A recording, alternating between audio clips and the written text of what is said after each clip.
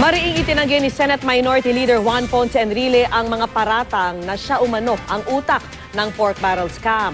Wala rin daw katotohanan na may plano siyang ipapatay ang sinuman.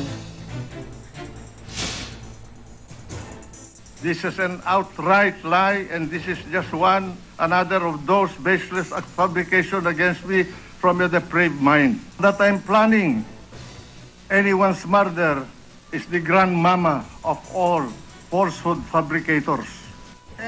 Sinabi niya ni Enrile sa kanyang privilege speech na bagamat walang binabanggit na pangalan ay tila patama kay Senadora Miriam Santiago. Si Santiago kasi ang pinagmulan ng mga nasabing aligasyon laban kay Enrile sa isinagawang pagdinig ng Senado sa pork barrel scam noong November 7.